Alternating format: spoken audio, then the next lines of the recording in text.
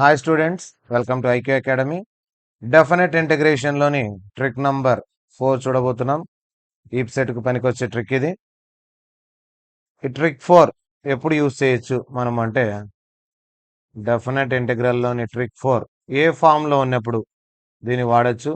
Just 1 to 2 సెకండ్స్లోనే ఈ మోడల్లో ఉండే క్వశ్చన్స్కి ఆన్సర్ ఇవ్వచ్చు. ఎటువంటి ఫామ్ అంటే, ఇంటిగ్రల్ 0 to π/2 ఉండి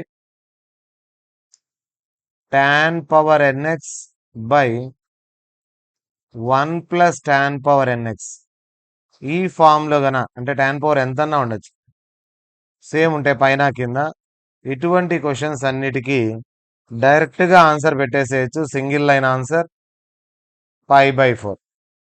ఆర్ tan కాకుండా 0 to π/2 కాట్ ఫామ్లో కూడా ఉంటే cot power nx by 1 plus cot power nx ఈ ఫామ్లో ఉన్నా కూడా డైరెక్ట్ ఆన్సర్ π/4. సో ఈ క్వశ్చన్ ఇక చాలా సింపుల్ అనుకోండి, చూస్తూనే ఆన్సర్ పెట్టేసేయచ్చు. ఒక ఎగ్జాంపుల్ చూద్దాం. 0 to π/2 tan power 4x by 1 plus tan power 4x dx. ఇటువంటి క్వశ్చన్ ఇస్తే ఇక చూస్తూనే ఆన్సర్ పెట్టేసేయచ్చు. దీన్ని answer π/4. So half of upper limit π/4 వచ్చేస్తుంది. ఇక కాట్లో ఉన్నా కూడా అంతే. 0 to π/2 cot power 5x by